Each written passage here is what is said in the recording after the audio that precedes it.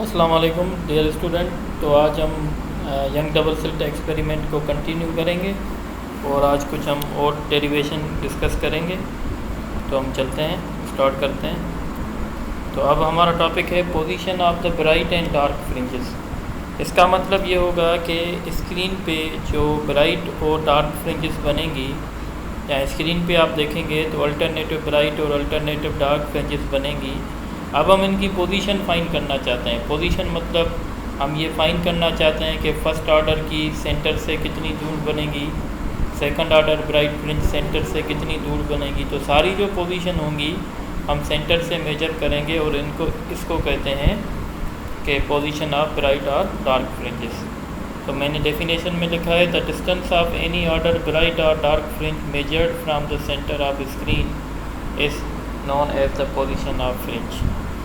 तो डेरिवेशन हम स्टार्ट करते हैं। डेरिवेशन करने से पहले हम कुछ अज्यूम करेंगे और एक हमारा असम्पशन ये होगा कि ये जो स्लिट्स के बीच में सेपरेशन है, जिसको हम डी से डिनोट करते हैं, ये बहुत छोटा होता है as compare to distance between slits and screen, जो कि हमने एल से रिप्रेजेंट किया है। यूजुअली ये जो एल होता है ये 1 मीटर होता है और ये डी जो होता है ये मिलीमीटर्स में होता है। तो इसलिए हम कह सकते हैं कि D is much lesser than L। और दूसरा असम्पशन हम ये भी कर सकते हैं कि ये जो YM है, यानी जो पोजीशन होगी mth ब्राइट फ्रिंज की, यानी उसका जो डिस्टेंस होगा सेंटर से लेकर यहाँ तक, ये भी छोटा होगा एज़ कम्पेयर टू L। यानी हमें ये दो असम्पशन करनी पड़ेगी। Let us assume that distance from the slit to the screen is much larger than the distance between two slits. हम ऐसे भी कह सकते हैं D is much lesser than L and YM is also much less than L. Under these assumptions, the theta will be very much less, means less than 5 degree. Under such condition, जब हमारा theta बहुत छोटा होता है तो trigonometry में हम कहते हैं कि हमारा साइन थीटा जो है वो टेंजेंट थीटा के बराबर हो जाता है। अब हम यहाँ से ट्राइंगल कंसीडर करेंगे। ट्राइंगल है हमारा O P और Q, ये ट्राइंगल है हमारा। ये ट्राइंगल मैंने नीचे भी दिया हुआ है, O P Q। इस ट्राइंगल से हम टेंजेंट थीटा निकालना चाहते हैं। तो टेंजेंट थीटा हमेशा होता है परपेंडिकुलर अपॉन बेस, तो YM अपॉन L।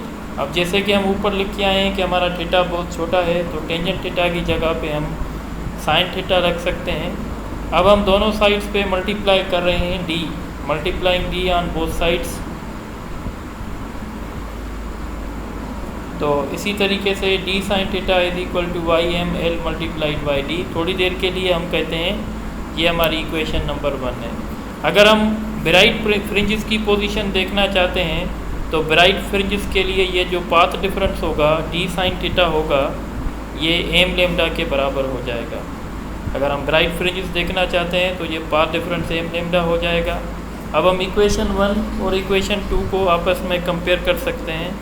तो जब हम कंपेयर करेंगे तो इसकी लेफ़्ट राइट साइड पे ये है और इसकी राइट साइड पे ये है, तो ये हो जाएगा YML into D is equal to m lambda. हमें चाहिए YM, तो YM जब हम कैलकुलेट करेंगे तो ये यहाँ डिवाइड कर रहा है, वहाँ जाके मल्टीप्लाई करेगा, तो ये हमारी इक्वेशन बन गई। तो ये इक्वेशन जो है वो आपको पोजीशन बताएगी ब्राइट फ्रिंजेस की। और याद रखिएगा यहाँ पे m जो है वो ऑर्डर ऑफ फ्रिंज को शो कर रहा है। ये ऑर्डर 0 भी हो सकता है, 1 भी हो सकता है, 2 भी हो सकता है। अगर आप 0 रखेंगे तो YM आपका 0 होगा। इसका मतलब है 0th ऑर्डर की जो ब्राइट फ्रिंज बनेगी वो हमेशा सेंटर पे बनेगी। फर्स्ट ऑर्डर की ऊपर बनेगी, सेकंड ऑर्डर की और ऊपर बनेगी। इस तरीके से ये ब्राइट फ्रिंजेस बनती जाएंगी। अब अगर हम पोजीशन फाइंड करना चाहते हैं, पोजीशन ऑफ डार्क फ्रिंजेस, तो डार्क फ्रिंज की पोजीशन फाइंड करने के लिए जो हमारा पाथ डिफरेंस होता है यानी D साइन थीटा होता है वो m + 1/2 लेमडा होता है। अब हम इक्वेशन 1 और इक्वेशन 3 को कंपेयर करवा सकते हैं। ये हमारी इक्वेशन नंबर 1 है और ये हमारी इक्वेशन नंबर 3 है। जब हम इनको कंपेयर करवाएंगे तो हमारे पास ये रिज़ल्ट आएगा।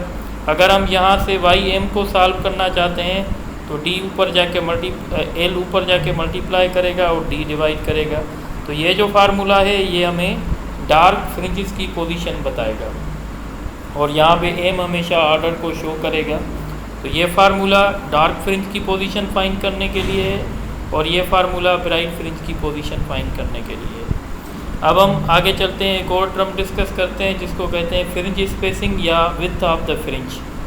What is fringe spacing? तो हम कहते हैं the distance between two consecutive bright और two consecutive dark fringes is called the fringe spacing. अब देखें, ये ब्राइट फ्रिंज है और ये ब्राइट फ्रिंज है, इनके बीच में जो डिस्टेंस होगा इस डिस्टेंस को हम कहते हैं फ्रिंज स्पेसिंग या विड्थ ऑफ फ्रिंज कहते हैं। अब हम ये कैलकुलेट कैसे करेंगे? तो फ्रिंज स्पेस कैलकुलेट करने के लिए हम दो कंसेक्यूटिव फ्रिंजेस लेंगे, ब्राइट फ्रिंजेस ले सकते हैं या दो कंसेक्यूटिव डार्क फ्रिंजेस ले सकते हैं। सपोज़ करें मैंने एक ब्राइट फ्रिंज ली है एम और उसके नीचे वाली जो ब्राइट फ्रिंज होगी वो होगी m-1। मतलब अगर ये ब्राइट फ्रिंज हमारी फिफ्थ है, सपोज़ करें ये ब्राइट फ्रिंज हमारी अगर फोर्थ है तो ये ब्राइट फ्रिंज हमारी थर्ड होगी। इनके बीच वाला जो डिस्टेंस होगा उसको हम फ्रिंज स्पेस कहेंगे। तो फ्रिंज स्पेस कैसे निकालेंगे? ym यानी किसी भी ऑर्डर की ब्राइट फ्रिंज माइनस ym-1 यानी उससे एक नंबर नीचे। अगर आप सपोज़ करें m हमारा 3 है तो थर्ड ऑर्डर और सेकंड ऑर्डर का हम डिफरेंस निकालेंगे। तो बहरहाल ym यानी पोजीशन ऑफ ब्राइट फ्रिंज हम कैसे देंगे? तो उसका फार्मूला हमने पढ़ा था m lambda l divided by d और m-1 के लिए हम m-1 रखेंगे। अब यहाँ से आप देख रहे हैं कॉमन है, लेमडा l और d कॉमन है।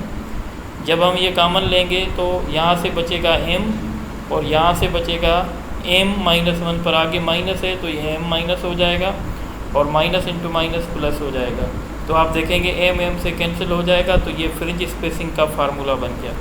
तो फ्रिंज स्पेसिंग का फार्मूला है लेमडा l बाई d। अगर हम देखेंगे कि ये फ्रिंज स्पेसिंग कौन कौन से फैक्टर पे डिपेंड कर रही है तो fringe spacing directly proportional to wavelength of light है। Fringe spacing directly proportional to l means distance between slits and screen and fringe spacing is inversely proportional to separation between the slits. कहने का मतलब ये है कि अगर हम longer wavelength use करेंगे तो फ्रिंज स्पेसिंग बढ़ जाएगी, अगर हम स्क्रीन को स्लिट से दूर रखेंगे तो फ्रिंज स्पेसिंग बढ़ जाएगी, अगर हम स्लिट्स के बीच में सेपरेशन बढ़ा देंगे तो फ्रिंज स्पेसिंग कम हो जाएगी, अगर हम स्लिट्स के बीच में सेपरेशन कम कर देंगे तो फ्रिंज स्पेसिंग बढ़ जाएगी। तो ये मैंने लिखा है from this equation wavelength of light source can be determine. अच्छा, यंग डबल स्लिट एक्सपेरिमेंट का एक फ़ायदा ये भी है कि हम यहाँ से किसी भी लाइट सोर्स की वेवलेंथ फाइंड कर सकते हैं। सपोज़ करें अगर हमें लेमडा चाहिए और हमें l पता है distance between slits and screen और हमें d पता है, d means separation between two slits और हमें डेल्टा x यानी distance between two consecutive bright fringe अगर हमें पता है तो इस इक्वेशन से हम लेमडा को डिटरमिन कर सकते हैं।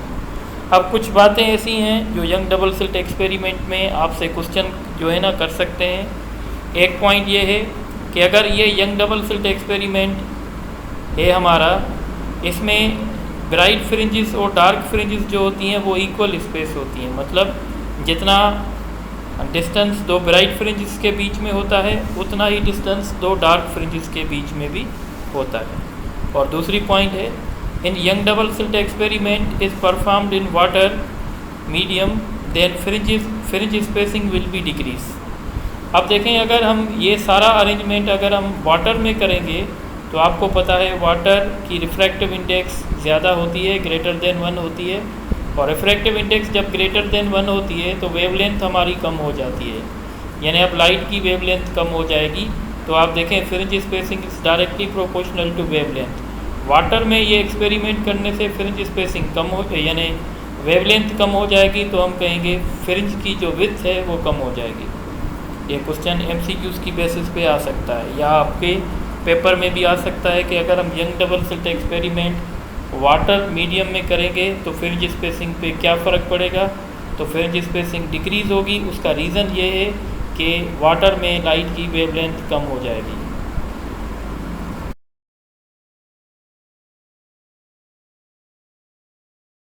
अच्छा, आप देखें अगर आप वाइट कलर की लाइट यूज़ करेंगे इस एक्सपेरिमेंट में तो फिर आपको कलरफुल फ्रिंजेस मिलेंगी।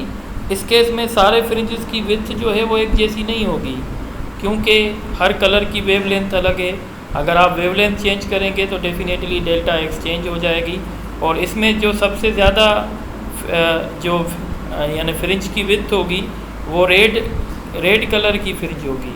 वो इसलिए क्योंकि रेड कलर की वेवलेंथ जो है वो बहुत ज़्यादा होती है। तो ये सारे क्वेश्चन आपसे कर सकते हैं।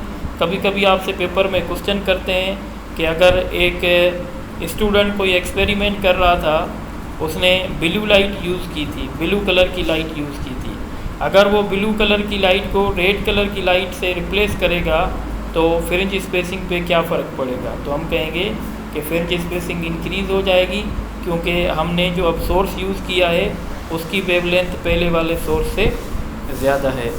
तो ये सारे MCQs भी हो सकते हैं, आपके पेपर में क्वेश्चन भी आ सकते हैं। आप इसको अच्छे तरीके से देख लें। फिर नेक्स्ट जो हम लेक्चर देंगे उसमें हम कुछ आपके टेक्स्ट बुक के न्यूमेरिकल्स भी करेंगे जो इस टॉपिक के मुताबिक होंगे, और कुछ हम MCQs भी करेंगे। तो फर्स्ट ईयर वाले स्टूडेंट्स को मैं कहूँगा कि आप मेरा चैनल जो है वो सब्सक्राइब कर लें, और जो है उस पर इस तरीके से, ताकि आपको ये नोटिफिकेशन आते जाएं जब भी हम कोई न्यू वीडियो अपने चैनल पे रखें।